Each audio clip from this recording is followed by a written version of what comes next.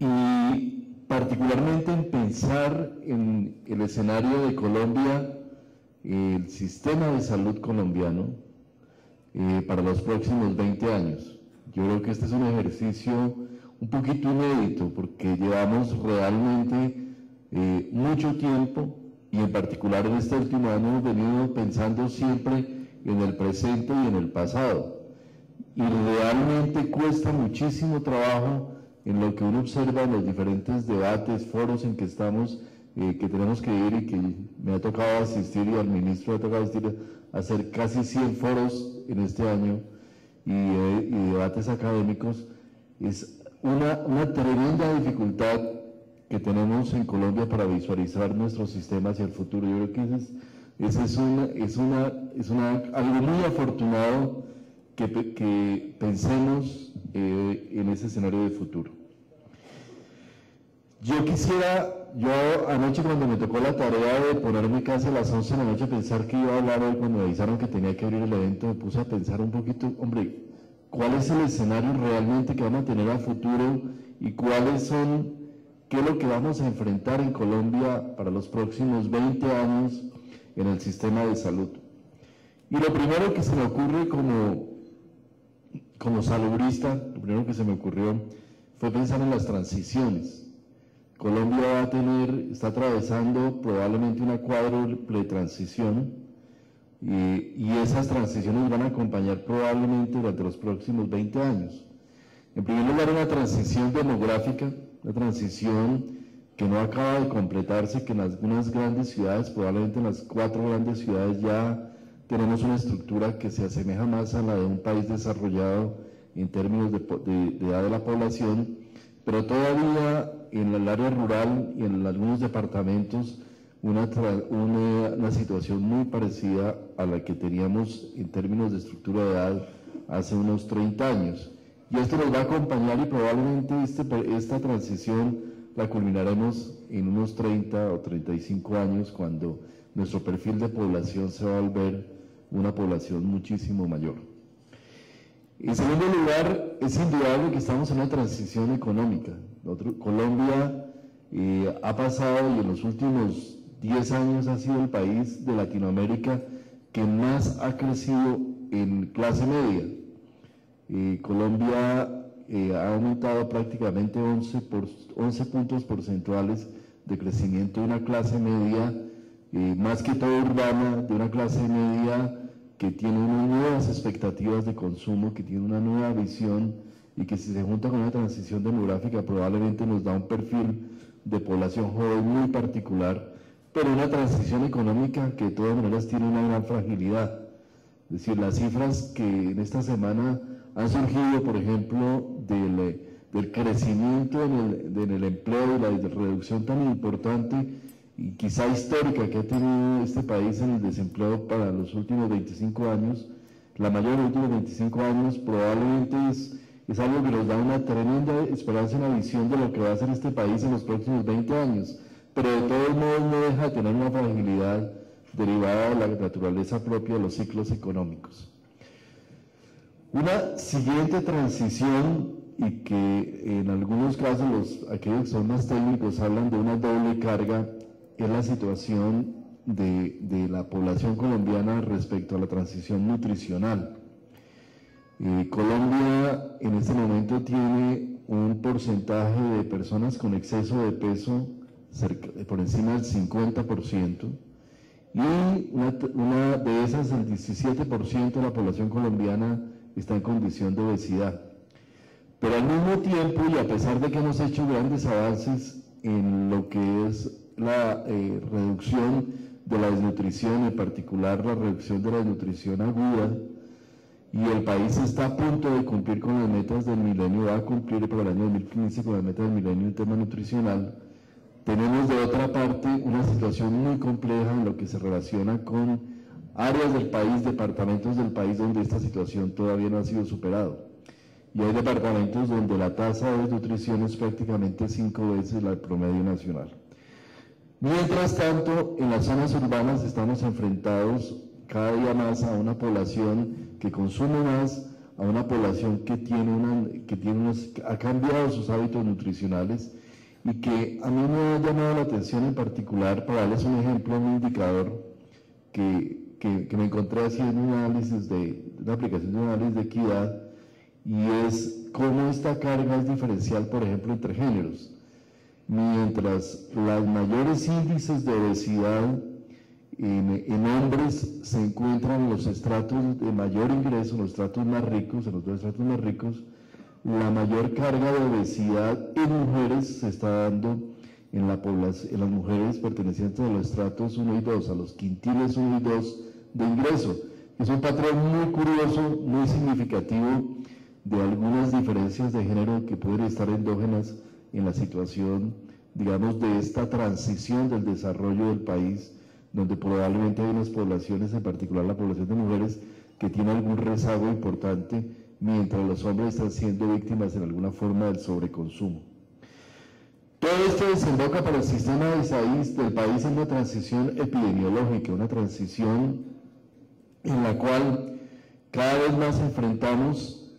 problemas crecientes con enfermedades no transmisibles, de enfermedad cardiovascular. Nuestra carga de enfermedad está básicamente muy determinada por la población, por las enfermedades no transmisibles, y la hipertensión es la primera causa de carga de enfermedad en el país. Pero al mismo tiempo mantenemos situaciones y problemas muy particulares en áreas donde tenemos todavía tasas importantes de infección respiratoria aguda y enfermedad diarreica. Esta situación del país es además paradójica en algunos sentidos.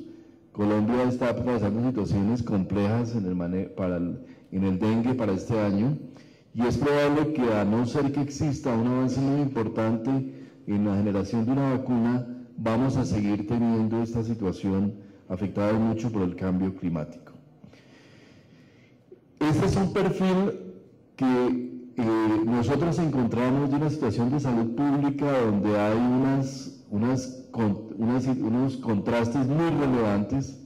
pero al mismo tiempo unos grandísimos retos a futuro en la salud pública del país. Yo sí creo que en los pasados 20 años tuvimos un relajamiento muy importante en el país y en el manejo de la salud pública a nivel nacional.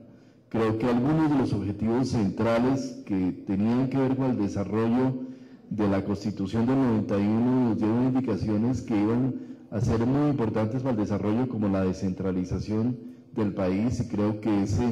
es un avance muy importante.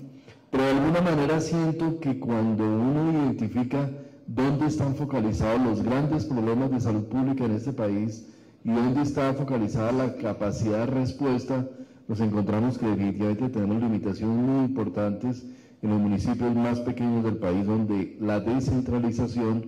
de alguna manera no nos ha ayudado como hemos debido ayudarnos en el tema de la posibilidad de una operación y una ejecución descentralizada del sistema, y el sistema de salud pública en particular. Por otro lado, este país seguramente va a seguir avanzando en unas constricciones, restricciones que derivan en mucho y de las propias limitaciones que nos impuso, o los propios avances de la Ley 100. La cobertura. Colombia ha alcanzado 96% de cobertura, que es la cifra que manejamos actualmente. Sin embargo, lo que hemos venido descubriendo es que esta cobertura sin acceso realmente no tiene un acceso que sea equivalente, no tiene una legitimidad relevante. Y ayer precisamente en la Presidencia de la República mirábamos algunas de las cifras que saca el DNP de algunos indicadores, y es muy ilustrativo cómo la población colombiana valora el sistema de salud. Y les quiero ilustrar de esta manera. Cuando le preguntan a la gente en la última encuesta que salió hace 4 días, ¿usted cómo considera el sistema de salud? Si el sistema de salud es bueno, malo, regular, la mayoría de la gente habla de que el sistema de salud en general es malo o regular. La proporción de quienes hablan bien del sistema es relativamente limitada. Sin embargo, cuando a esa misma población le preguntan por la experiencia específica que ha tenido con el sistema y le preguntan, ¿usted cómo le fue en la última evento de atención en salud que tuvo dentro del sistema? La respuesta mayoritaria es bien o bastante bien. Entonces, aquí hay una situación muy particular que ilustra ese desarrollo de nuestro sistema de salud con un crecimiento tan grande en cobertura, con unos alcances importantes en protección financiera, pero también con una necesidad de apropiación del derecho que hace que la población colombiana de pronto sienta una gran fragilidad y una gran inquietud hacia lo que es el sistema de salud y hacia las posibilidades que les puede dar el sistema de salud, en la forma en que esa garantía se puede dar potencialmente. Sin embargo, cuando está enfrentado al sistema, los resultados no son tan malos. Eso creo que todos lo conocemos y es uno de los retos grandes del sistema. Y para los próximos 20 años, quizá un reto sustancial, salud pública. Segundo, cómo lograr una legitimidad del sistema de salud, cualquiera que sea su forma de consolidación final. Ese es un tema supremamente importante.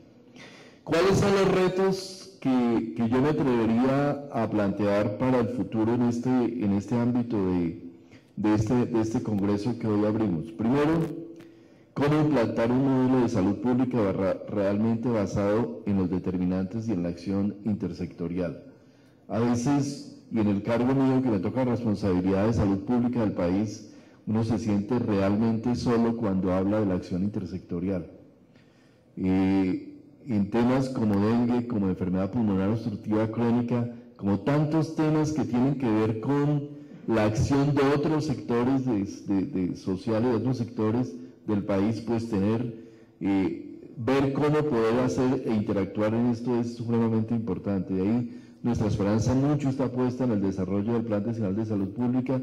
y en la Comisión Intersectorial de Salud Pública, que pueda ser ese instrumento que nos pueda ayudar a determinar a futuro un modelo para los próximos 20 años, donde las acciones sobre los determinantes sociales realmente sean efectivas.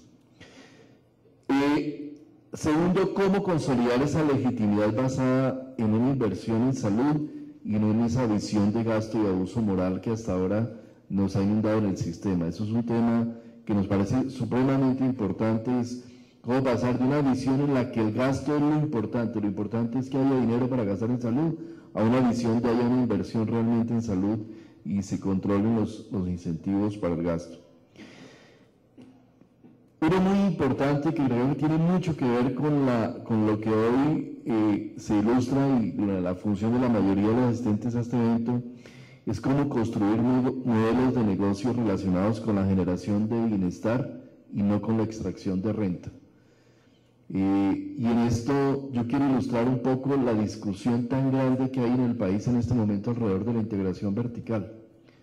Finalmente, creo que ni el propio gobierno ni ninguno sabemos en qué va a terminar esa discusión. Y ojalá sea lo mejor para el país. Sin embargo, sí es muy significativo e ilustrativo que la discusión entre los agentes y las posiciones de los agentes están más determinadas por un debate sobre cuál es la porción del mercado que nos debe quedar, pero no he escuchado realmente una discusión de fondo, y uno no escucha una discusión de fondo sobre si la integración vertical es buena o no es buena, no para los agentes, sino para las personas. Es decir, esa integración vertical, ¿le sirve a las personas o no le sirve a las personas? Y uno escucha planteamientos muy extremos, la integración vertical es nefasta, pero cuando uno se pone a pensar y a revisar sobre los sistemas de salud del mundo, uno de los que está clasificados como los mejores sistemas de salud, de modelos de salud, de atención en salud, que es por ejemplo, el de Kaiser Permanente en los Estados Unidos, es un modelo no solo totalmente integrado, sino absolutamente cerrado a externos. Entonces, de pronto, esas discusiones cambian cuando se mira desde esa visión. Y yo creo que aquí nosotros tenemos que construir